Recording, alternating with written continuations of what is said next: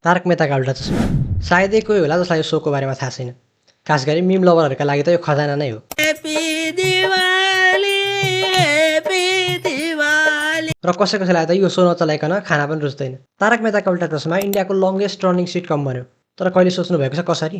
किन हर कोहीलाई यो सो मनपर्छ, हरेक एज ग्रुपलाई मनपर्छ र हर कोही यो सोसँग रिलेट गर्न सक्छ? यो कसरी सम्भव भयो? तर यति धेरै अडियन्सहरूलाई मन परेको यो सो आजकल किन डाउनफलतिर लागिरहेको छ? हो, आजको भिडियोमा हामी यही विषयमा चर्चा गर्नेछौँ। तारक मेहताका उल्टा चस्मा कसरी यसरी कल्ट क्लासिक कमेडी सोका रूपमा स्थापित भयो र आजकल किन अडियन्सहरूले यो सोलाई मन पराउन छोडेका छन्? आउनुहोस् आजको भिडियोमा कुरा गरौँ। Let me explain. इन्डियाको एउटा गुजराती न्युज पेपरमा लेखक तारक मेहताको कोलम आउने गर्थ्यो, दुनियाँ नै उन्दा चस्मा नामले। र त्यही समयमा लामो समयदेखि पर्दा पछाडि काम गर्दै आएका आशित कुमार मोदीले यसलाई टिभीसम्म ल्याउने प्रयत्न गरे र पछि नीला फिल्म्स प्रोडक्सन अन्तर्गत तारक मेहताको उल्टा चस्मालाई सब टिभीद्वारा टिभीमा ल्याउने भयो। 28 जुलाई 2008 पहिलो पटक तारक मेहताको उल्टा चस्मा सब टिभीबाट अनएयर भयो। सुरुमा यो सोलाई गुजराती अडियन्सहरूले बढी मन पराए र बिस्तारै यो सो इन्डियामा धेरै नै फेमस भयो र केही समयमा यो इन्डियामा मात्र नभएर विभिन्न देशहरूमा धेरै मन पराएर हेर्न थालियो। जस्तै नेपाल, अमेरिका, पाकिस्तान, बङ्गलादेश, श्रीलङ्का जस्ता देशहरूमा यो सोलाई अत्याधिक मन पराइयो र पछि यसका अडियन्सहरू डाइभर्स हुँदै गएपछि यो सोलाई विभिन्न ल्याङ्ग्वेजमा डब गर्न थालियो। र यो सोको एउटा प्लस पोइन्ट थियो, यो सोलाई जुनै एज ग्रुपले पनि रिलेट गर्न सक्थ्यो। बच्चादेखि बुढासम्म हर्कैले यो सो हेर्न सक्थे र त्यसलाई रिलेट गर्न सक्थे। बिस्तारै यो सो यति धेरै मन पराउन थालियो कि यसका क्यारेक्टरहरू अडियन्सका फेभरेट हुन थाले र यो सोले राम्रो स्तरमा कमर्सियली सक्सेस पनि पायो। त्यति बेला टिभीमा धेरैजसो फ्यामिली ड्रामाहरू बढी चल्ने गर्थ्यो र त्यो बिचमा यो एउटा फ्यामिली कमेडी सो राम्रो स्वाद बनेर आयो। त्यही कारण यसलाई अडियन्सहरूले धेरै मन पराए। त्यो बेलाको समयमा यो सोको फर्मेट पनि एकदमै फरक थियो। सोसल इस्युज र डेली स्ट्रगलहरूलाई उठाएर यसले कमेडीको रूपमा प्रस्तुत गर्ने गर्थ्यो, जसलाई अडियन्सले एकदमै मन पराएका थिए। र बिस्तारै यो सो र यो सोका क्यारेक्टरहरू कल्ट क्लासिक बन्दै गए र बिस्तारै नेपालमा पनि यो सो मन पराउनेको सङ्ख्या धेरै नै भयो। तर त्यही धेरै टिभी सोहरूको हुलमा यो सो कसरी छुट्टै आयो र कसरी अडियन्सहरूको फेभरेट भयो, त्यसका पछाडि धेरै कारणहरू छन्।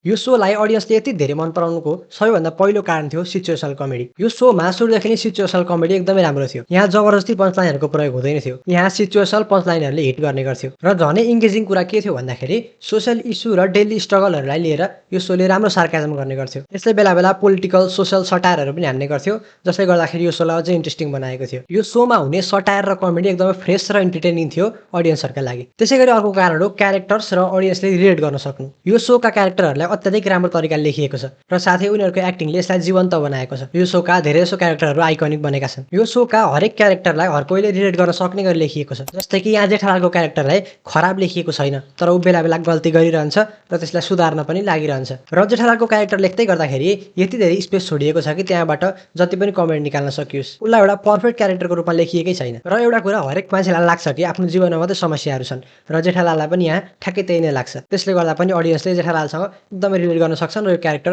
आइकनिक पनि बनेको छ। त्यसै गरी अरू क्यारेक्टर हेर्दाखेरि चम्पकलाल, जसलाई जेठालालको बुवाको रूपमा देखाइएको छ, जब यो क्यारेक्टरको इन्ट्री भएको थियो तब उसलाई केही टेढो प्रवृत्तिको देखाइएको थियो। त्यसले गर्दाखेरि पनि यहाँ कमेडीको लागि इनफ स्पेस क्रिएट हुन्थ्यो। त्यसै गरी अर्को क्यारेक्टर हो भिडे, जसले एकदमै सिद्धान्तवादी अनुशासित रूपमा देखाइएको छ। त्यसै गरी उसलाई केही आर्थिक समस्याहरू पनि हुन्छन्, उसलाई केही चिन्ताहरू सताइरहन्छ।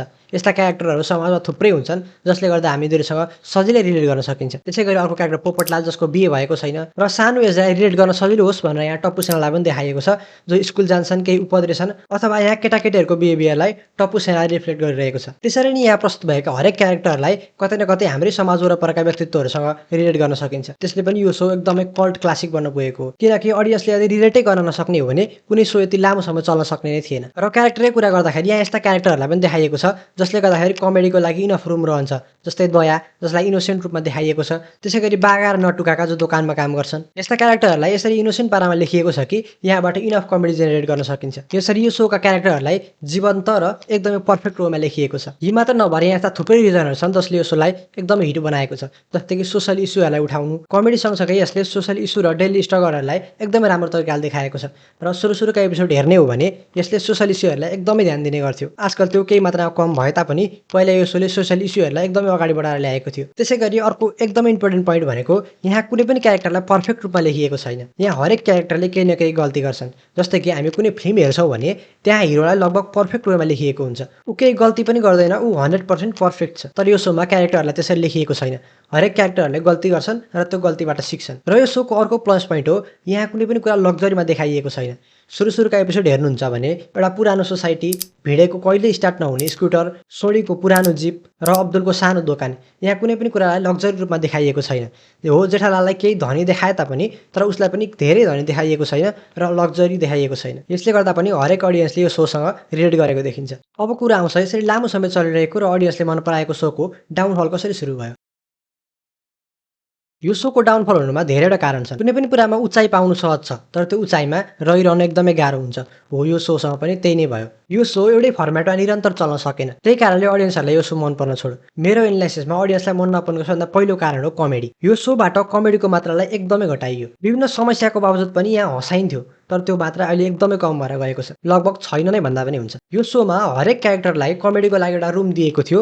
त्यो रुम बिस्तारै सानो बनाउँदै गयो। जस्तै कि जब चम्पकलाललाई देखाएको थियो, ऊ गाउँबाट आएको टेढो किसिमको व्यक्तित्वको रूपमा देखाइएको थियो, जहाँबाट कमेडी जेनेरेट गर्न एकदमै सजिलो हुन्थ्यो। तर बिस्तारै यो सोले चम्पकलाललाई एकदमै अनुशासित, सिद्धान्तवादी र वैचारिक व्यक्तित्वको रूपमा देखाउन थाल्यो। त्यसैगरी अर्को एउटा ठुलो कारण हो क्यारेक्टर रिप्लेस हुनु। यहाँ थुप्रै क्यारेक्टरहरूको कसैको मृत्यु भयो, कसैले सो छोडेर गए, जसले गर्दाखेरि क्यारेक्टरहरू रिप्लेस हुँदै गए र अडियन्सहरूले ती नयाँ क्यारेक्टरहरूसँग रिलेट गर्न सकेनन्, जसले गर्दा पनि यो सोको टिआरपी एकदमै घटेर गएको छ। जस्तै कि टप्पुको रोल गरिरहेका भव्य गान्धीले सो बिचमै छोडे। त्यसैगरी हात्तीभाइको रोल गर्दै आएका कवि कुमार आजादको पनि मृत्यु भयो। यस्तै थुप्रो क्यारेक्टरहरूले यो सो छोड्दै गए र पुराना क्यारेक्टरहरूलाई नदेखेपछि अडियन्सहरूले रिलेट गर्न छोडे। त्यही भएर पनि यो सोलाई धेरैले मन पराउन छोडे। र अर्को सबभन्दा इम्पोर्टेन्ट रिजन भनेको अडियन्सले रिलेट गर्न नसक्नु। यो सोले साना साना कुराहरूलाई यति धेरै परिवर्तन गर्दै लग्यो कि अडियन्सले रिलेट गर्नै सकेनन्। जस्तै कि एउटा मिड लेभलको सोसाइटीलाई एकदमै लग्जरी बनाउँदै गइयो। त्यसैगरी अर्को आर्थिक अवस्था कमजोर भएको भिडेले खतरा स्कुटर किन्यो। ऊ पहिला एउटा खटारा स्कुटर चलाउँथ्यो जो हत्तपत्त स्टार्टै हुँदैन थियो,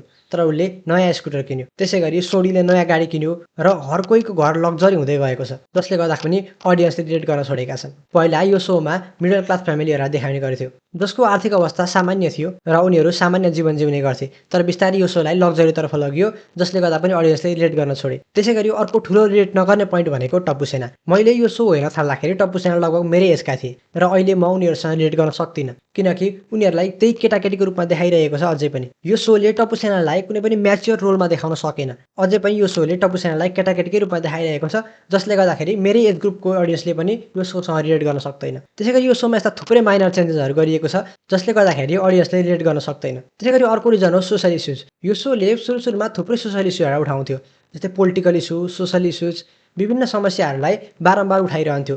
तर बिस्तारै यो सोले यो पार्टलाई छोडिदियो र डेली स्ट्रगललाई बढी देखाउन थाल्यो। पुरानै स्टोरीहरूलाई दोहोऱ्याइ देखाउनु, जसले गर्दाखेरि अडियन्स मोनोटोनस भए र बिस्तारै अडियन्सहरूले यो सो हेर्न छोडिदिए। तर यति हुँदै गर्दा पनि अझै यस्ता अडियन्सहरू छन् जसले यो सोलाई अझै हेरिरहेका छन्, नोस्टाल्जिक हुनकै लागि भए पनि। र यो सोका अझै पनि डाई हार्ड फ्यानहरू छन् जसले यो सोलाई अझै हेरिरहेका छन्। तर यो सोले पनि भरसक प्रयास गरिरहेको छ कमब्याक गर्नका लागि, नयाँ फ्यामिली एड गर्ने, नयाँ स्टोरीहरू एड गर्ने कोसिसहरू गरिरहेको छ, तर सफल भएको छैन। तपाईँलाई यो सो आजकल कस्तो लागिरहेको छ र तपाईँलाई आजको यो भिडियो कस्तो लाग्यो, सल्लाह सुझाव दिन नभुल्नुहोला। Thank you for watching.